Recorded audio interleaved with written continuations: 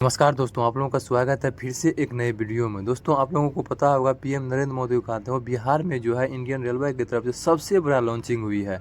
और आप लोगों को ये भी पता होगा कि इनको लेकर के इस लॉन्चिंग को लेकर के यहाँ के आदमियों ने कितना ज़्यादा संघर्ष किया है। तो चलिए इस वीडियो में आप लोग बने रहिए। इस वीडियो के माध्यम से आज हम जो इन रूट का हिस्ट्री को जो जिक्र करने वाले हैं कि इन हिस्ट्री को लेकर के कितना लंबा वेटिंग करना पड़ रहा है इनके इधर के यात्रियों को। दोस्तों, आपको बता दो सीमावर्ती क्षेत्र में जो है सबसे बड़ी सौगात दी है और इस सीमावर्ती क्षेत्र को लेकर के बहुत गरमान आदमी है जिसका नाम भी आप लोगों को बताने वाले हैं। इनको लेकर के कितना ज़्यादा संघर्ष किया है। पहले आप लोग जान लीजिए कि ये 6 एक्सप्रेस जो चलने वाली थी, जिसमें 4 एक्सप्रेस का लॉन्चिंग 2 मार्च को हो चुकी है, उसमें से 2 एक्सप्रेस का लॉन्चिंग भी जो है ना बहुत जल्द मतलब 6 मार्च को किया जाएगा। इस पे डिटेल्स वीडियो जो है ना कल अपलोड हो जाए। तो दोस्तों, आप लोग से गुजारिश है कि ये वीडियो को आप लोग पूरा जरूर देखिएगा। उसके बाद आप लोगों को इनके हिस्ट्री के बारे में जो है समझ में आने वाला है, कितना लंबा इंतजार के बाद जो है ना कुछ मिलता है। तो चलिए इस वीडियो को अब बिना देर के हुए स्टार्ट करते हैं। दोस्तों, आपको बता दूं फारबिसगंज से सहरसा के लिए ट्रेन का परिचालन 15 वर्षों से ही बंद था। तो बिहार के अररिया जिले के फारबिसगंज के लोगों के लिए प्रधानमंत्री का यह दौरा बेहद ही खास हुआ, क्योंकि रेलवे के ये इतिहास में 15 साल के बाद सहरसा और 90 साल के बाद दरभंगा से रेलखंड जुड़ गया। तो दोस्तों, आपको बताते चलते हैं कि 18 अगस्त 2008 को कोसी नदी पर बना तटबंध कुसाहा के समीप ध्वस्त हो गया था। 750 किलोमीटर लंबी कोसी नदी तटबंध टूटने के बाद भयावह से लोगों को लहूबरू करना पड़ा था। भारी जनसैलाब की क्षति हुई थी। 3 लाख से अधिक घर बाढ़ में बह गए थे। 9000 से अधिक वर्ग किलोमीटर की उपजाऊ भूमि नदी के बालू से भर गए थे। बालूचर भूमि किसानों को कई साल तक कमर तोड़कर रख दी। करीब 350 लोगों को जान बाढ़ में बह गई थी। सड़क और रेल मार्ग सब ध्वस्त हो गए थे, लेकिन समय के बदलते परिवेश के साथ सड़कों और आम जनजीवन पटरी पर लौट आई है। लेकिन फारबिसगंज से सहरसा के लिए ट्रेन का परिचालन 15 वर्ष से शुरू नहीं हो पाया था। सबके बीच फारबिसगंज, सहरसा और दरभंगा रेलखंड पर ट्रेन का परिचालन शुरू करने के लिए ग्रहण अब छंट गया है।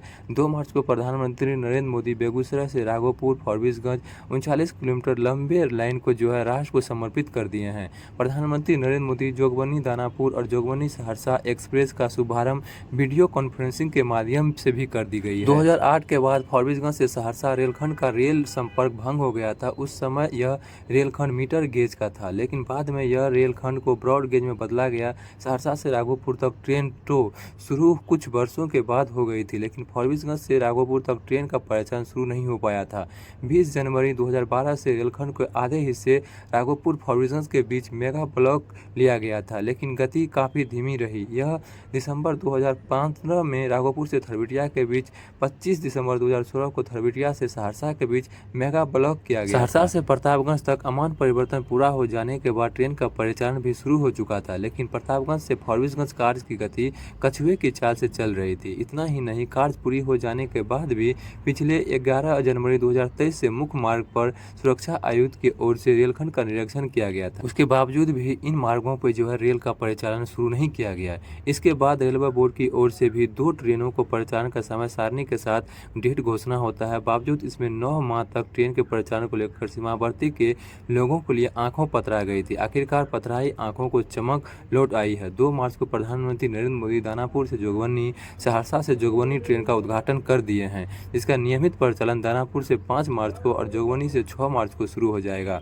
2004 में जब देश में अटल बिहारी वाजपेयी के नेतृत्व में एनडीए की सरकार थी, तब उस समय रेल मंत्री नीतीश कुमार, रक्षा मंत्री जॉर्ज फर्नांडिस, खाद्य आपूर्ति मंत्री शरद यादव फरवरी 2004 में सरायगढ़ आए थे। सहरसा फारबिसगंज रेलखंड पर अमान परिवर्तन की नींव रखी थी।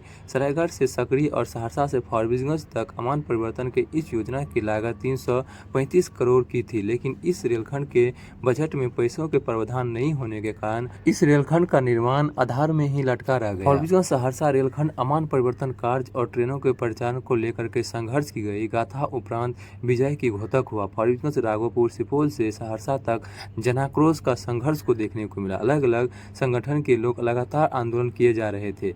नरपतगंज से फारबिसगंज तक पद यात्रा, धरना प्रदर्शन, रेल रोको कार्यक्रम जैसे संघर्ष को अंजाम लगातार देते आ रहे थे। फारबिसगंज सहरसा रेलखंड अमान परिवर्तन संघर्ष समिति के शाहजहां साद, पवन मिश्रा, रमेश, पूनम पांडे, वाहिद अंसारी आदि ने बताया कि लंबे संघर्ष का परिणाम है कि 15 वर्षों के संघर्ष के बाद फारबिसगंज न केवल सहरसा के बल्कि दरभंगा और पटना से भी जुड़ गया है। सीमांचल और मिथिलांचल को रेल संपर्क का सुखद अनुभूति होगी। तो दोस्तों, आशा करते हैं कि यह इतिहास आप लोगों को समझ में आ गया होगा कि लंबे संघर्ष के बाद जो है है ना कुछ मिलता है।